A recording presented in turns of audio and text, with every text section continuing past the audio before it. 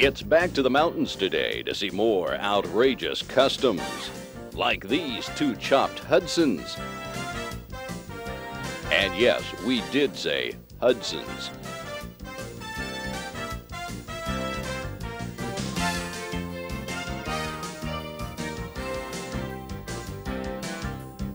All that and more coming up today on World of Collector Cars.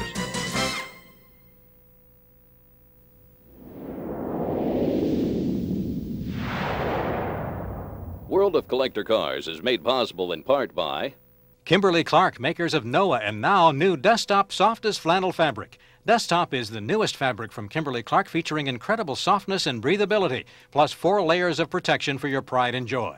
Noah and new Desktop car covers from Kimberly-Clark. Rare Parts of Stockton, California. Rare Parts supplies suspension parts for all vehicles from 1930 to current year models, specializing in collector car suspension and small run manufacturing.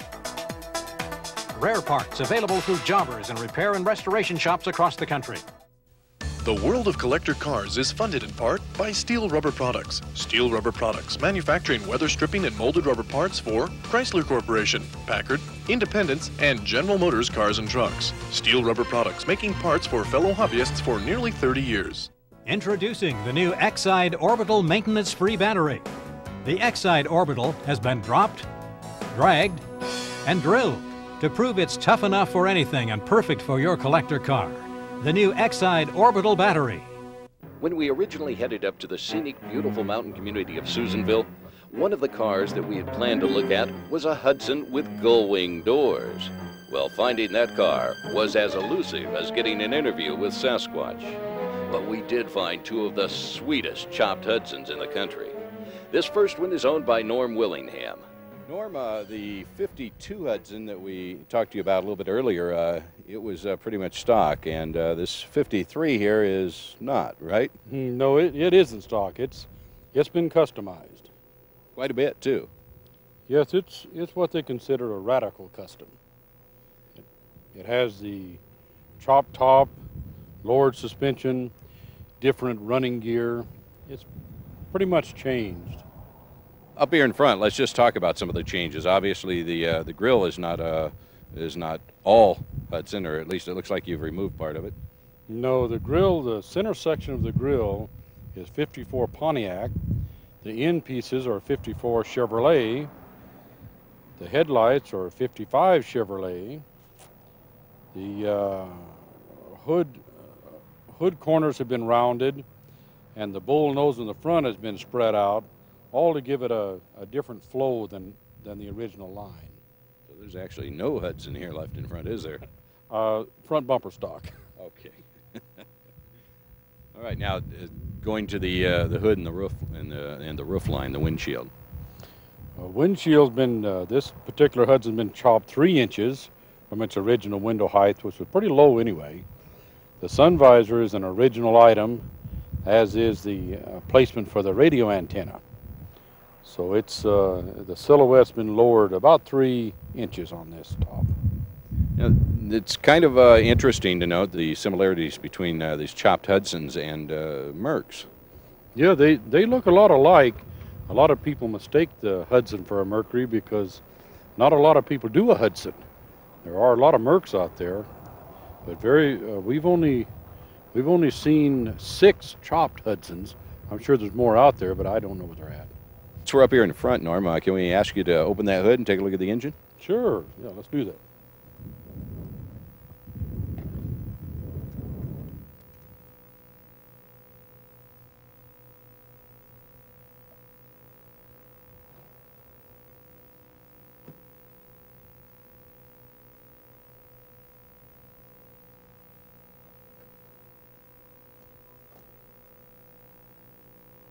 Looks like something fair-sized in there. Yeah, that's the 1970 Buick 455 we put in this one. It's a new engine, but it's built stock. It has plenty of power with 455 cubes. What kind of carburetor are you running? And that's that aftermarket Holley. I think they call it a 1040. It replaces a Quadrajet. Easy to work on. We have the air conditioner in this one. That works good for the summer months with a black car. Now 455, that seems like, was that pretty tight squeeze getting it in there? No, it's a real easy application. The Buick engine and transmission, we use the Turbo 400 also, and that fit real well. We only had to build the front motor mounts and transmission mount, and it missed the pitman arm, missed the steering box. It sits in there real well. Easy application. Interior-wise, you get some real nice upholstery there.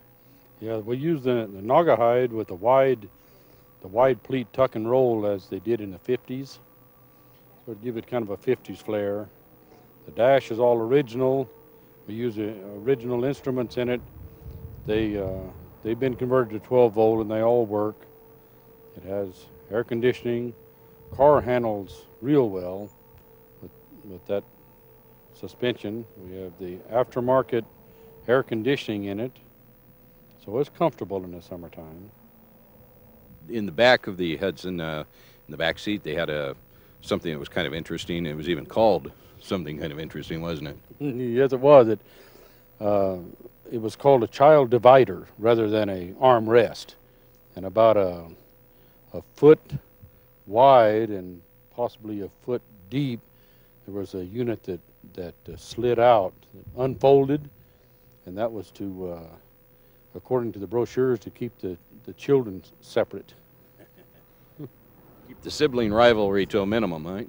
I suppose, yeah. Now in the back of the car here, looks like you've done a little bit of shaving and customizing back here. Yeah, we took the original chrome off the trunk, and the taillights there, they're original Hudson taillights, except we took them out of their chrome housing, turned them upside down, and Frenched them into their quarters.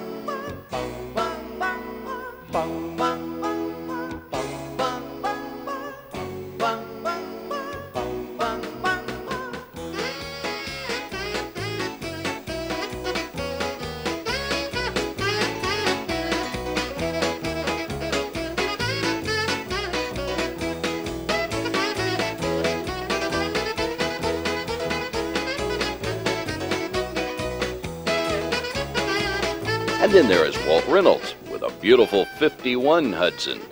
Walt, between you and Norm, you guys have got some great looking chopped Hudsons. How long have you had this one? I bought this one in the winter of '88 and started working on it then. Did you kind of get the bug from Norm? Yeah, he was a big influence, and so I really enjoyed his black car, and so I decided I got to have one of those. And so we started looking for a coupe, found one, and got busy. This is a 51, right? Yeah, this is a 51 Commodore 8. And what are we running in this car? And this one's running the Buick 455 in it. They fit in these cars so well that we couldn't see any reason to do with anything else. Of course, after I put it in, gas went to $1.65 a gallon, so I was wondering what a wise choice that was. But it handles good and actually gets pretty decent mileage, about 18 miles a gallon, so that's not too bad. Suspension-wise, what have you done to the car? Basically, it's stock suspension. These cars handled excellent from the factory, and all I've done is cut a coil to drop it and put some lowering blocks in the back, and now it's down on the ground where it belongs. Yeah, they're really cool looking. Looks like you've got some, well, let's just talk about the interior since we're sitting in here first, and then maybe we can get back to the engine, some of the outside. Inside here, it looks like you've added some air conditioning. Yeah, I put air conditioning in it. We wanted to go cross country to Alabama where it was nice and hot. So we threw in some air conditioning to make that trip a little bit more comfortable. Other than that, the interior is basically stock. I have the stock radio in it, and I'm getting ready to set up the buttons kind of like he did his Buick to open the doors and trunk and stuff like that. And then I have a stereo in the glove box so that, 'cause I like the 50s look. I don't want a high-tech stereo hanging out the dash. So. Is that the original placement on the speaker grill up there? Yeah, that's a original Hudson speaker grill on the front. It was pretty unique, actually. Of course, the original map light up there. Mm-hmm. All the other gauges look pretty much stock. Yeah, they're all stock. Tranny on this, what do you run in that? I'm running the Turbo 400 in it. It came with the Hydromatic, the 4-speed originally, but I went with the Turbo 400, and it's got lots of it holds up to that Buick 455. And interior, and the seats, you too have the, I see the child divider in the back. Yeah, it works well. You got your kids. Yeah, we got the 2 kids, and it kept them apart on the trip to Alabama. But it's basically stock interior, although I've used the Naga hide for endurance so that it would last, with the kind of tuck and roll design. But Hudson did such a fine job that couldn't hardly improve on it. Back to that engine, you were talking about the cooling system. You've beefed that up a little bit. Yeah, I went to a newer style 4-row type radiator, so it cools well. And then I like the idea of an electric fan. That way you're not pulling the extra horsepower when you don't need it, and keeps me cool and helps boost the gas mileage a little bit too. Now you'd be cool in this car without that. Yeah. With the wheels, I like the chrome smoothies, and so I went that way, and then also went with the wide white radials that they make now. So I have the decent look and the decent ride both, and both of those are important. Norm was talking about that a little bit, and that is kind of important, running radials on these old cars, because they do handle a lot better, don't they? It's incredible the difference. I drove this car probably 15,000 miles with bias ply, then put the radials on, and it's a whole new car. It's pretty scary with those old bias ply tires. Well, yeah. Outside here in the car, you've done a lot of work on the chopping and everything. Just tell us a few of the changes here. Okay, well, we'll work our way down. On the top, we've taken 3 inches out of it, which is lowered it quite a bit. I shaved the rain gutters on it. I like that smooth look on the top. And then the door corners, the 3 door corners have been radiused so that they're nice and round and smooth. Then also did that on the fender skirts. They were square originally, but we rounded off the corners on those. All the different body seams have been welded in and filled, so once again have the smooth look. The chrome that was around the windows, we opted to get rid of that and just roll it in the edges there. Then I just can't get away from those 55 Chevy headlights, so we went with that theme on the car also. And then for the grill, I went with a 53 Chevy, and it was incredible how it fit. You could almost bolt the grill into place, but I welded it in, smoothed it off. Originally I ran a 53 Chevy center grill without any teeth, and then one day I was playing around with Norm's 49 Buick grill and kind of stuck it in there, and that was a neat look, so I went ahead and made that change. The corners on the hood have been rounded, once again to follow that type of theme. It's basically been de-chromed throughout on the hood, trunk, those different areas. The tail lights have been got rid of the old Hudson tail lights and went to the 59 Cadillac that had been tunneled in, and with the 2 of them, one stacked on top of the other. I got rid of the gas door and put the filler neck into the trunk so that the car has an overall just real smooth appearance, not much to break up the lines. And that's about it on body modifications.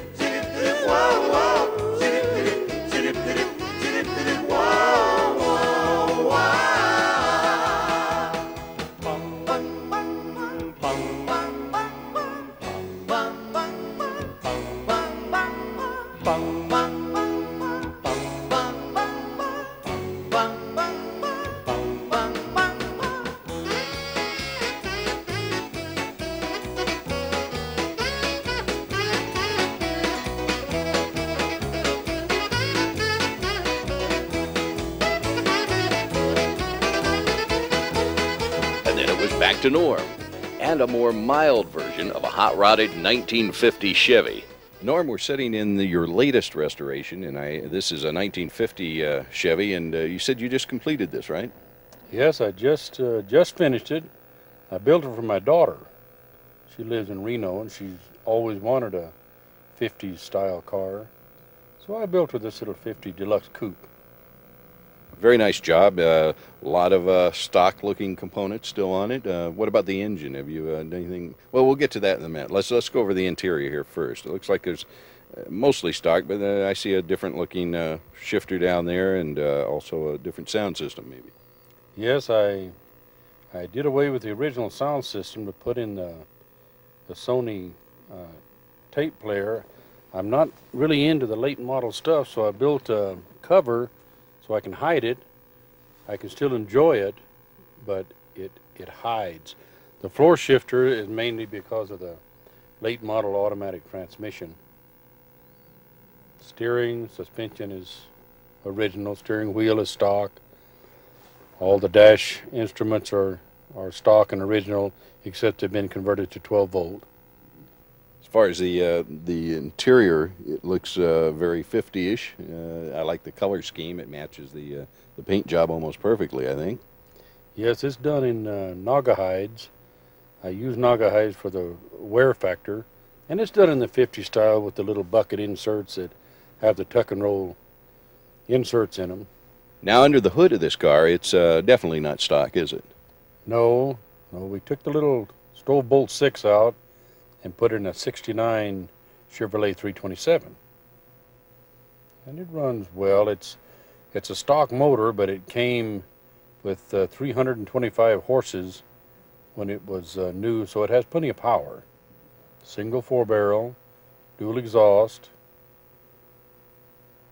That ought to be a lot of power for this car, because this car was never a very heavy car, was it? No, the light car, so it's economical too. I haven't checked the mileage, but I'm sure it'll be economical with a stock 4-barrel manifold and the weight of the vehicle. And of course, we couldn't forget Walt's beautiful 54 Chevy, a mild custom itself. Walt, tell me how long you've had this car. It's about 2 years. Bought it 2 years ago in April. How long has it taken you to kind of get it to the shape it's in now? 2 years in April. All right. Yeah, it's been about that long. I'm still working on it. Just got a few little things to finish off, but we're real close. Now it's 54 Chevy, and it's not really stock. I see a lot of changes. Can you just kind of describe a few of them? Well, we'll start with running gear. It has a Nova subframe, so it has power brakes, power steering.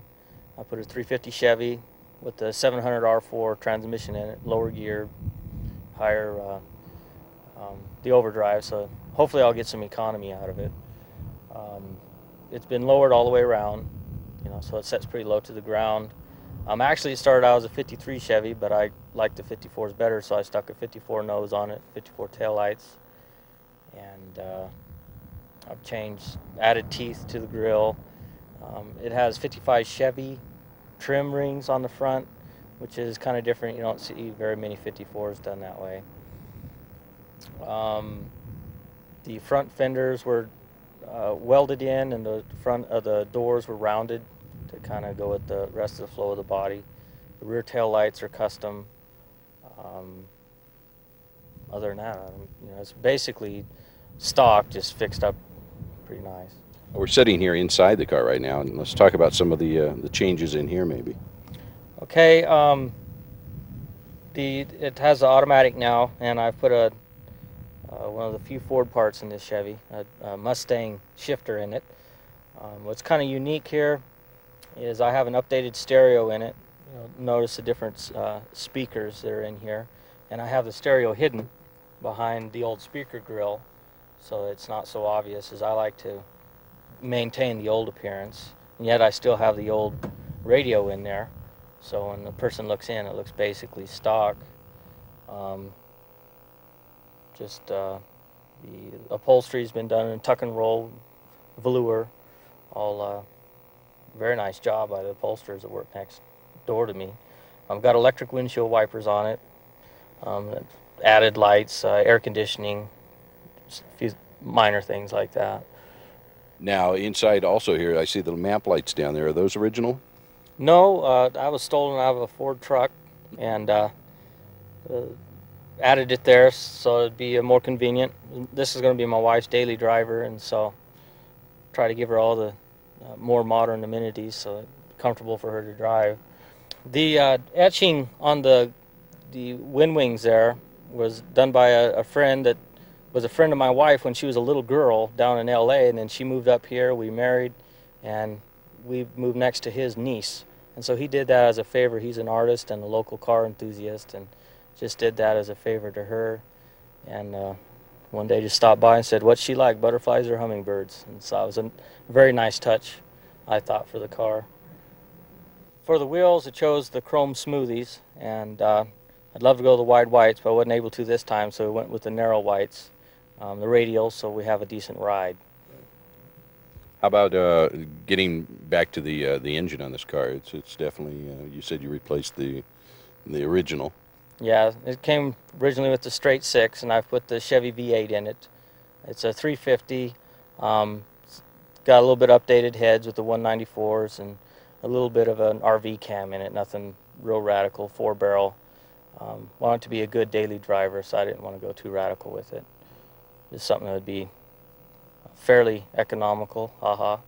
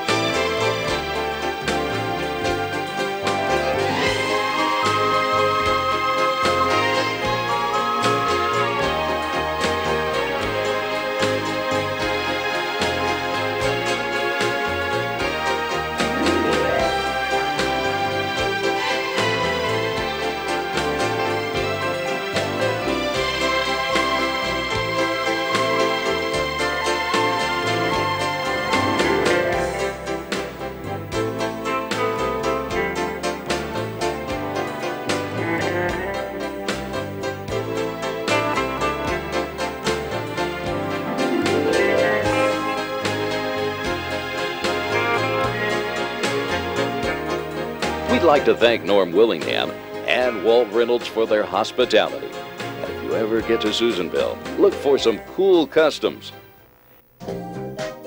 World of Collector Cars is brought to you by Kimberly-Clark, makers of Noah, and now new Desktop softest flannel fabric. Desktop is the newest fabric from Kimberly-Clark, featuring incredible softness and breathability, plus 4 layers of protection for your pride and joy. Noah and new Desktop car covers from Kimberly-Clark. Rare Parts of Stockton, California. Rare Parts supplies suspension parts for all vehicles from 1930 to current year models, specializing in collector car suspension and small run manufacturing. Rare Parts, available through jobbers and repair and restoration shops across the country. The world of collector cars is funded in part by Steel Rubber Products. Steel Rubber Products, manufacturing weather stripping and molded rubber parts for Chrysler Corporation, Packard, Independence, and General Motors cars and trucks. Steel Rubber Products, making parts for fellow hobbyists for nearly 30 years. Introducing the new X-Side Orbital maintenance-free battery. The X-Side Orbital has been dropped, dragged, and drilled to prove it's tough enough for anything and perfect for your collector car. The new X-Side Orbital battery. Gotcha.